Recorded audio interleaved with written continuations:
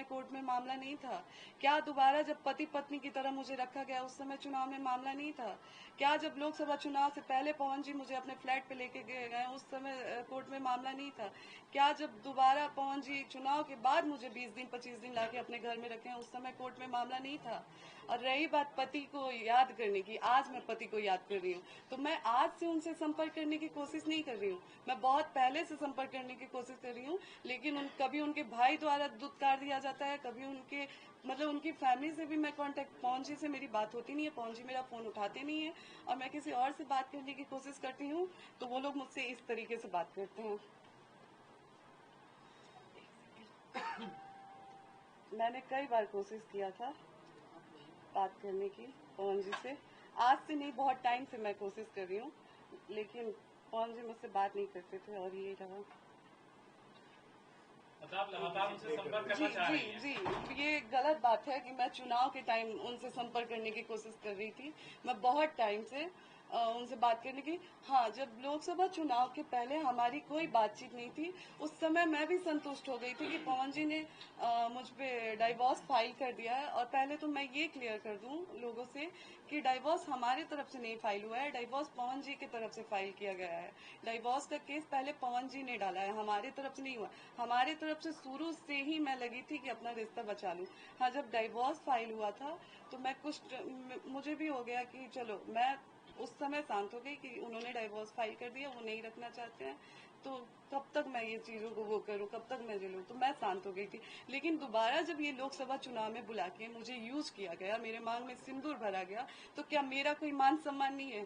क्या औरत की कोई इज्जत नहीं है? क्या औरत सिर्फ एक इस्तेमाल की चीज बन के रह गई आज समाज के लिए, कि जब आपको जरूरत पड़ेगा आप औरत को बुलाएंगे, मांग में सिंदूर डालेंगे, पति पत्नी का संबंध बनाएंगे और फिर चुनाव के बाद फिर छोड़ देंगे, ये कह के कि कोर्ट में मामला है? ये कहाँ से इंसाफ है और ये कहाँ का इंसाफ है? आज पवन जी कह रहे हैं चुनाव के टाइम, तो छोड़े तो आप भी थे हमको चुनाव से पहले, तो फिर चुनाव के टाइम आपने क्यों याद किया? राजनीति के लिए मैं गिरी हुई हूँ या आप कर रहे हैं काम? और रिकॉर्डिंग, एक सेकंड बस, एक रिकॉर्डिंग उनके, मैं उनके घर पे जब जाने की बात करती थी तो ये उनके भैया रानू जी हैं, उनका ये भैया, ये अम्मा क्या स्टेटमेंट दी है बताइए तो।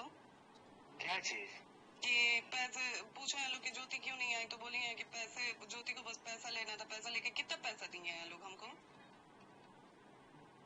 कब बोलोगे? कल रात में कहा? हाँ,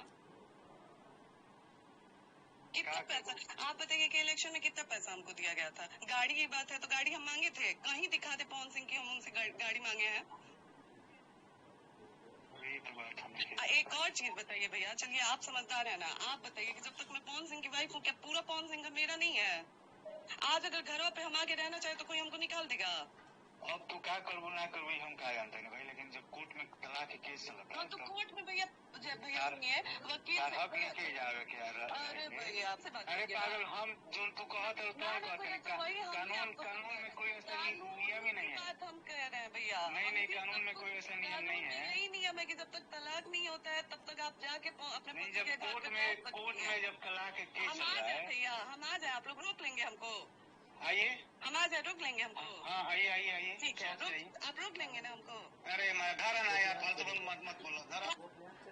ज्योति अपना काम है, बात हमारे से मत करो, ठीक है ना? फोन मत काटिए आप क्यों नहीं काटे हैं? क्यों काटे?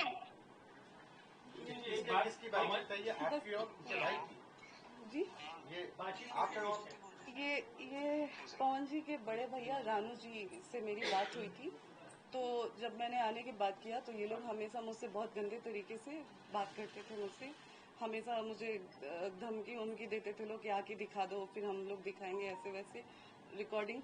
और हॉस्पिटल, जिस हॉस्पिटल में मैंने नींद की गोली खाई थी, उसके बाद रानू भैया के द्वारा वहाँ पे पवन जी के पहले की टीम में से दीपक भैया जी थे, रानू भैया जी थे और विक्की जी थे। हॉस्पिटल का नाम ये हॉस्पिटल है जिसमें मुझे 2 बजे रात को ले जाके इलाज करवाया गया। मैं कौन सा हॉस्पिटल है? बेले व्यू मल्टी स्पेशलिस्ट हॉस्पिटल। ये हॉस्पिटल आपका शहर बता दीजिए, शहर मुंबई का है, अंधेरी का जी। इसमें सारे डिटेल हैं, अगर आप लोगों को पीछे से श्रुति जी, चाहिए। पवन जी कह रहे हैं कि 1.5 घंटा फ्लैट पर आप लोगों की बातचीत हुई, क्या बातचीत हुई? वो तो कह रहे हैं कि हमने बातचीत करने के बाद फ्लैट से बाहर गए थे। पहली बात तो पवन जी ने बोला कि 1.5 घंटे बातचीत हुई। उससे पहले जो उनके भाई ऋतिक जी इंटरव्यू में आए थे, उन्होंने बोला कि लगातार मैंने टिकट की बात की। जबकि आज पवन जी का स्टेटमेंट अगर आप लोग देखते हैं तो ऋतिक जी के स्टेटमेंट से बिल्कुल अलग स्टेटमेंट है पवन जी का। तो आप लोग ही डिसाइड करें ना, कौन सच कौन झूठ बोल रहा है। मैं तो सामने मीडिया के बैठ के पवन जी को बोल रही हूँ कि एक बार आप भी बैठ जाइए, हम भी बैठ जाए। जैसे आपने अकेले प्रेस कॉन्फ्रेंस किया, साथ में बैठ के एक बार कर लीजिए। हम कौन गलत कौन सही, आप मुझसे सवाल करिए। मैं आज तक पूछते आई हूँ कि मेरी गलती क्या है, मेरी कौन सी ऐसी गलती है, मेरी ऐसी कौन सी गलती है जो आज 7 साल से मैं झेल रही हूँ। लेकिन आज तक पवन जी ने कभी मुझे जवाब नहीं दिया। 1.5 घंटे कोई बातचीत नहीं हुई आपकी? उनका इंतजार कर रही थी फ्लैट में, फिर उसके बाद आप वापस चली जी। गई। कौन सी ऐसी बात हुई थी कि आपने फिर उसके बाद ये कदम उठाया कि मैं यहाँ से अब चली जा रही हूँ? जी, जब मैं पवन जी के फ्लैट में गई, वहाँ पे हम लोग बैठे, बिल्कुल पवन जी ने जो बात वहाँ पे बोली है कि हम लोग बैठे, नॉर्मली हमारी बातचीत हुई, कुछ ऐसा नहीं था, बहुत अच्छे से बहुत प्यार से बातचीत हुई मेरे पवन जी के बीच में। उनके भैया गुड्डू भैया बैठे हुए थे, बगल में ऋतिक जी बैठे थे, उनके एक और दोस्त हैं जो प्रोड्यूसर हैं धनंजय भैया जी, वो लोग बैठे थे, सारे लोग बैठे थे। बातचीत हो रही थी ऐसे ही नॉर्मली, जो जैसा कि उन्होंने बोला कि मैंने रट लगाया था कि मैं नहीं जाऊंगी। उनके भैया, जैसे ही मैं बैठती हूँ, उनके भैया द्वारा कहा जाता है कि आप ज्योति जो आप आई हैं, आप बात करिए और फिर यहाँ से जाइए, आप यहाँ पे रुक नहीं सकती हैं। मैंने बोला कि क्यों क्यों नहीं रुक सकती हूँ, क्या मेरे पति का घर है, आप लोग कैसे बोल रहे हैं कि मैं नहीं रुक सकती हूँ? तो नहीं, आपको रुकने नहीं दिया जाएगा। हम बोले ठीक है भैया, आप मेरा हाथ पकड़ के बाहर निकाल दीजिए।